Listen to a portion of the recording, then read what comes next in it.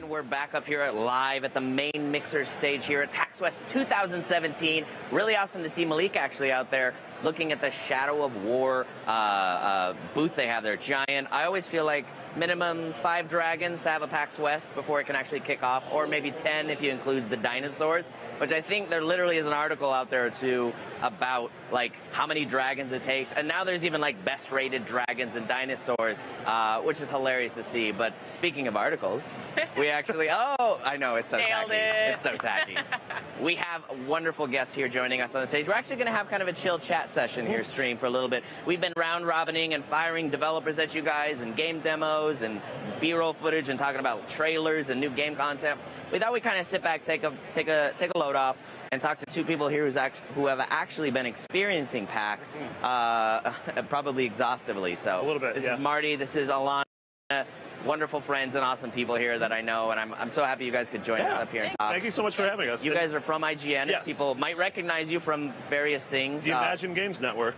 The Imagine Games Network. Is that really what it stands for? It doesn't stand for anything. And now it doesn't stand for anything. Oh, all right. Sounds like life. But speaking of the Dragons Roundup, I pitched one of those. We were going to do one of those, but then like, Game Informer did it. Several other outlets already have. We're like, how did they steal my excellent idea? Okay, but what did they do? Like top 10 dragons? They literally ranked the dragons and dinos here. Yeah. We were thinking of doing dragons, dinos, or dogs. Yeah. But we haven't actually seen any. Like lions and tigers and bears, oh my. Yeah, I like it. bit, yeah. There we go. You surely could have shot like a little 2-minute segment on that. We should have. Somebody to talk to. I'll tell them we want. Yeah.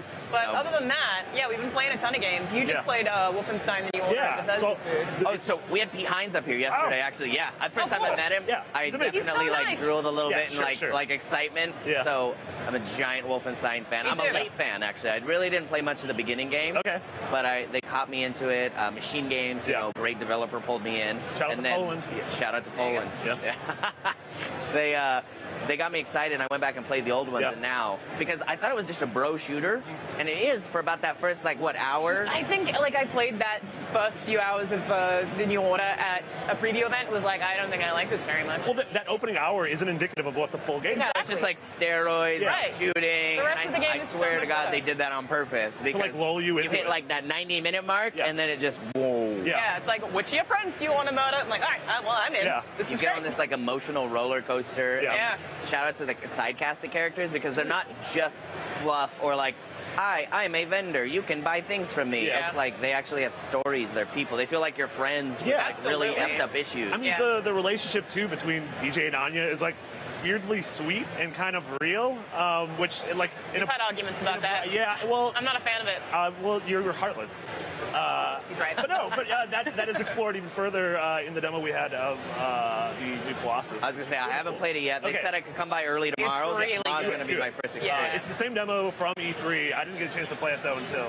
We start on the submarine. You start in the submarine and you're in a wheelchair. Yes. And for you were broken at the end of the game. Yes, exactly. You're in this wheelchair. Like I've never played a like you said, a bro shooter where it just sort of. Like he's even saying about how he feels crippled and he feels useless. Yeah. Really? And the game, I think, is about. There's also commentary from the bad guy in the game who's basically saying like, "Oh, you're an American war hero. Look at you. You're a this cripple." is the symbol. It's crazy, and it's like I think that they really.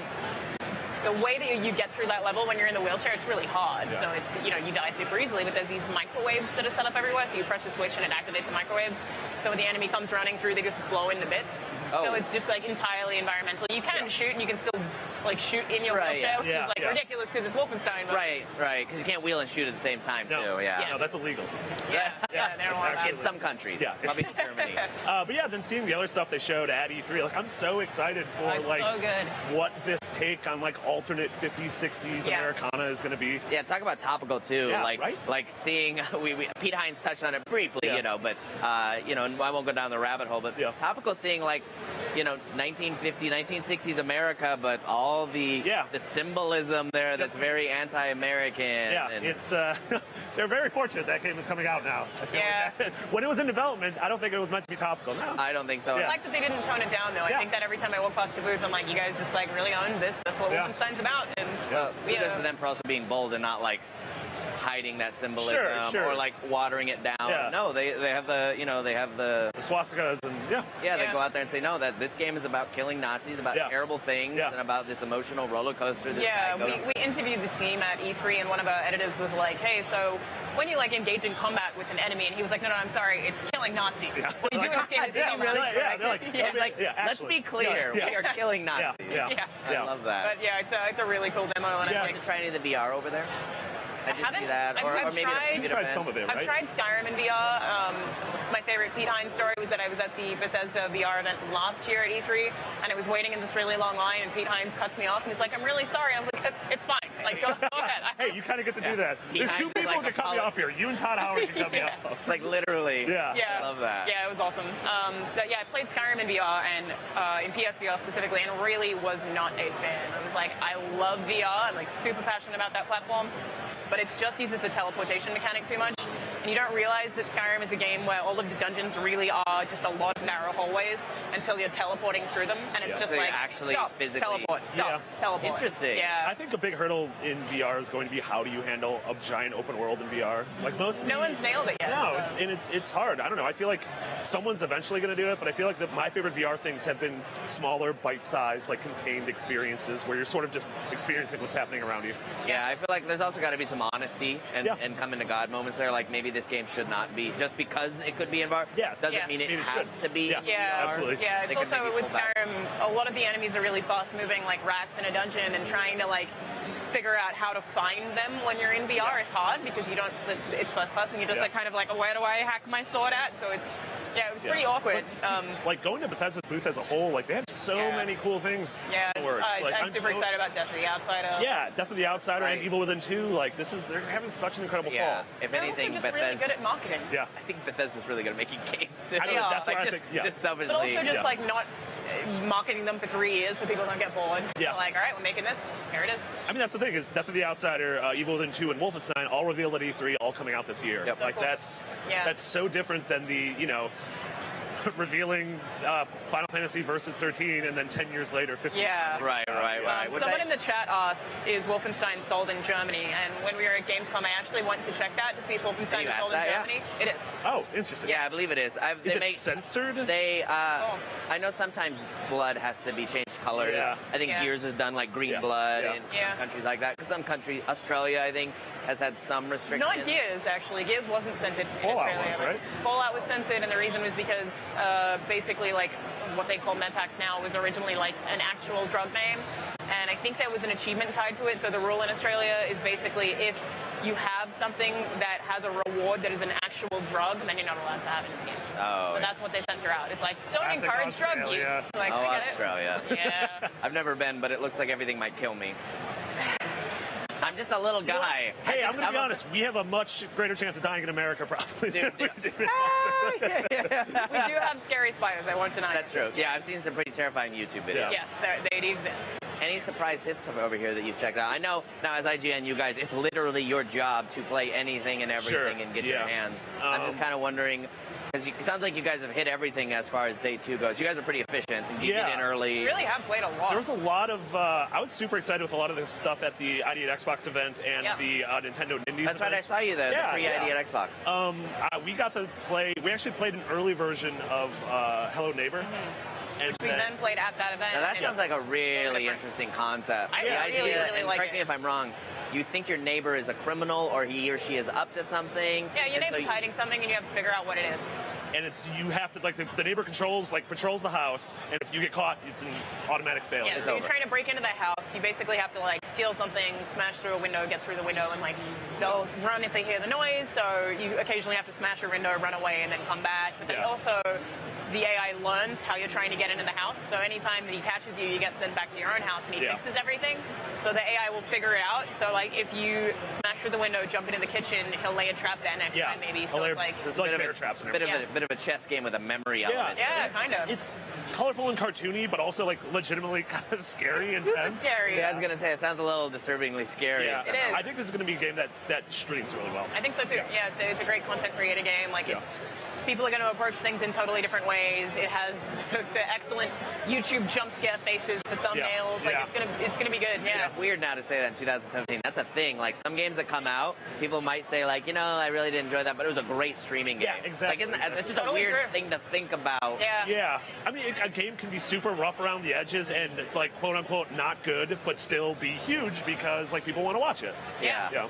There's definitely games that are better to play with friends than not as well, Yeah. right? Like, I feel like I was playing Horizon Zero Dawn with my dad watching, and he was like gorgeous super game. into Yeah, that. yeah. And then I played through all of the Fable games with my mom, and she loves seeing Play through those. Until Dawn. Until Dawn with my mom as well. Yeah. So Do you it's think like, that translate like games like for example like my wife loves watching when I played Hellblade recently Yeah. on PC and she just could not stop watching me play Yeah. it. She's like no, I don't want to play it, but I Yeah. want to watch this story. Totally, yeah. And I almost wonder if those I don't know what to call that, like the streamable couch viewing experience is Yeah. almost translates very well to the streamable it probably does. Yeah. slash Yeah. upload community. I mean, Yeah. and there are games that have super interesting stories or are gorgeous, and some people that just aren't good at games or don't want to play it. Like I had a roommate who watched me play through all of Metal Gear Solid 4. Yeah. And she didn't play games, but she was just like fascinated by the story, and she didn't see any of the other ones, so I have no idea how she followed any of it. Because That was like game is a it lot was of like a watching, movie to be to her. fair. Yeah, exactly. It literally is. Yeah. How many hours of cutscenes? Yeah, and she would like totally be like, "Why does that monkey have a diaper on?" And I'm like, "I don't know, because Hideo Kojima."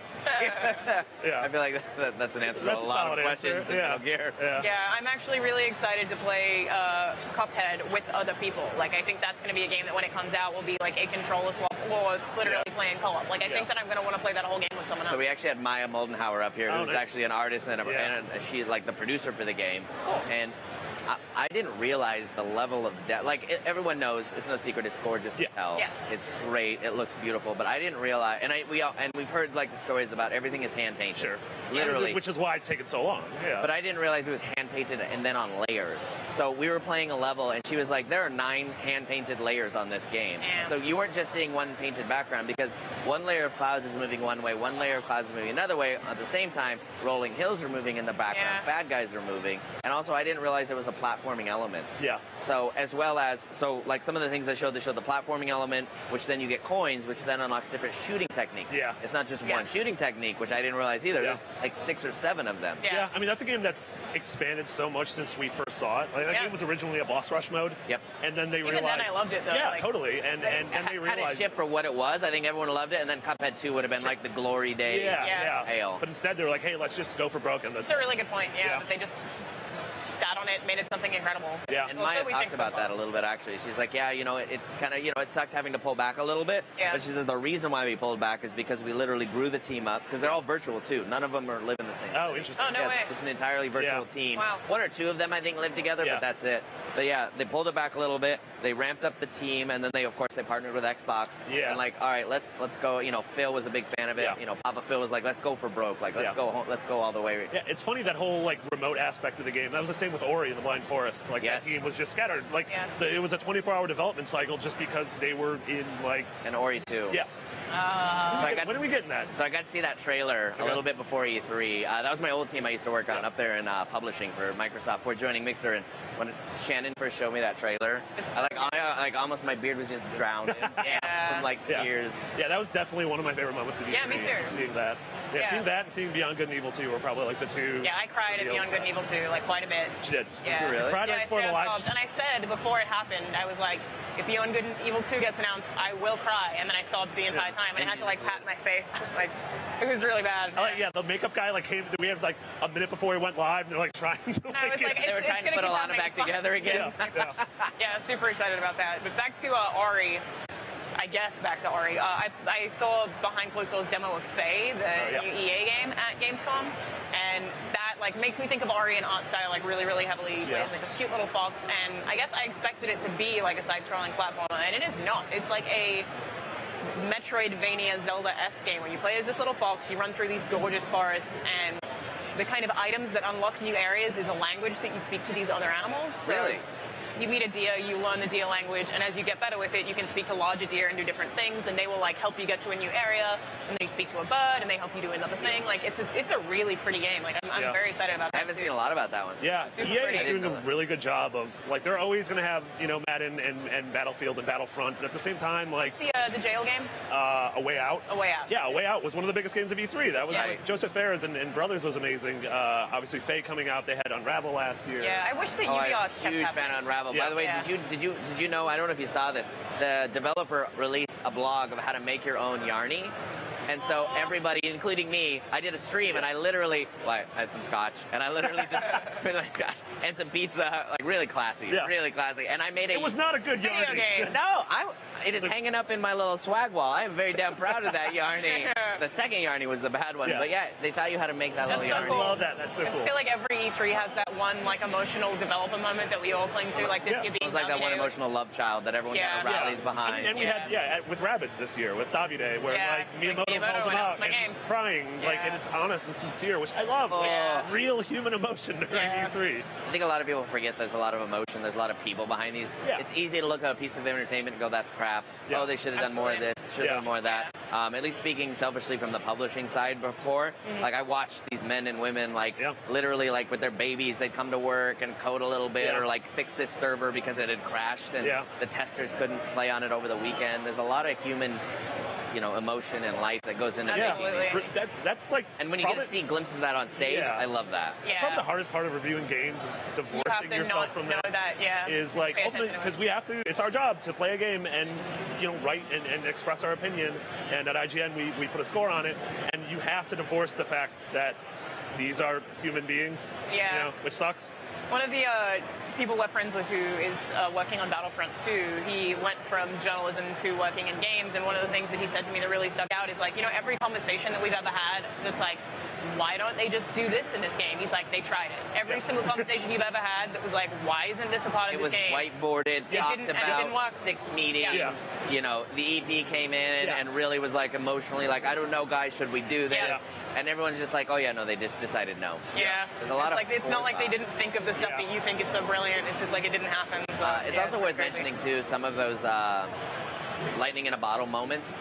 Gwent's a great example. We were just interviewing Yeah. them up here. Is they knew like taking out the whole dice game that they had from Witcher 1, Witcher 2. Yeah. Try something new with Gwent. But they had no idea. Yeah. And now I spent a lot of time playing Gwent in the Witcher 3, like a lot. I think I haven't beaten Witcher 3 yet. Yeah. I mean, chat may judge me. Can any human ever beat that game? I don't think I don't you know need if to it beat has it. an You end. just play it. There's one man or one woman out there maybe who's beaten it. Yeah. But the idea that now they're working and they had set up here, they recently announced a 15-hour campaign for Gwent. Man, it's crazy. And it has as much dialogue as some of the DLC Yeah. That's for The insane. Witcher 3. CD Projekt Red are just so impressive. Like, Yeah. but also, I really want Cyberpunk. You what? I really just want Cyberpunk. We really want like, That's cool Cyberpunk. and all. Cyberpunk? Yeah, speaking of how we were talking about Bethesda announcing a game and it coming out 6 months later, the fact that we had that Cyberpunk trailer like 3 Yeah, years it was a ago while ago. and haven't heard a single thing. Yeah. Very, very interesting. At least they're what's not pushing working it. on. I want it to be one of those things where all of a sudden it's re-revealed at E3 and we get it that fall.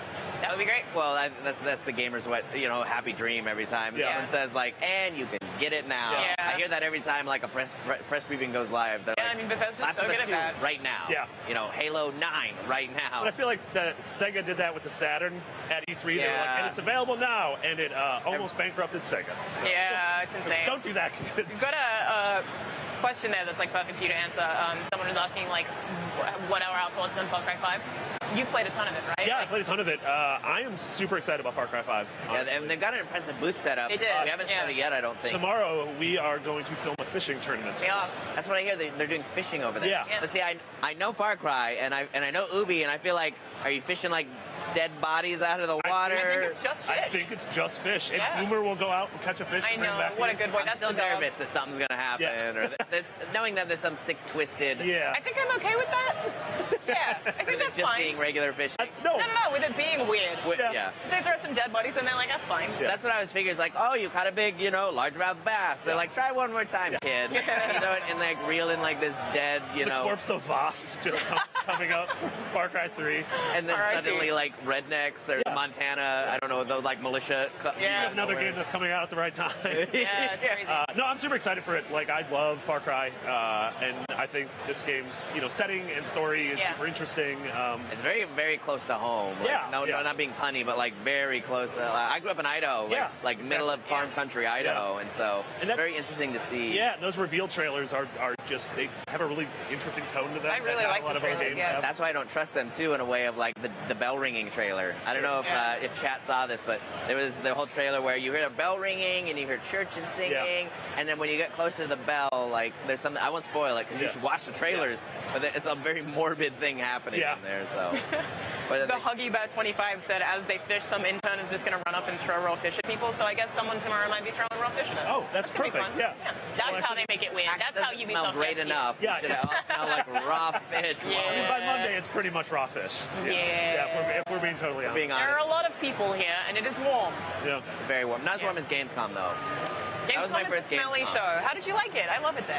So it was my first one. Yeah. First time in Germany. First of all, that city was gorgeous. Yeah. It is beautiful. Cologne is one of the prettiest cities on earth. I did that whole 500 steps up, 500 steps down cathedral. That looks like Bloodborne. Definitely. It really Like you have to does. fight a boss. Yeah. Oh, for me it was like Assassin's Creed. I was like, oh, can I please made wall that climb same the jump. outside Like, of this thing? Is there a haystack anywhere? Just Right. Jump into that? I was afraid of heights. It was pretty high up. Oh, wow, yeah. But no, I love Gamescom. Yeah. Stay away from the stairs. I call those stink zones, by the way. Any stairs at Gamescom Yep. were definitely the stink We had this one pod at Gamescom because there's like 300,000 people. I think it's now 370,000 people. Yeah. It's the biggest show of any kind in the entire world. And there was one part where we were trying to shoot an outro like with a crowd of people in the background, and we had to do it like 17 times because people just kept like screwing with the background to like ruin the shot. And be like, all right, first three it was fine.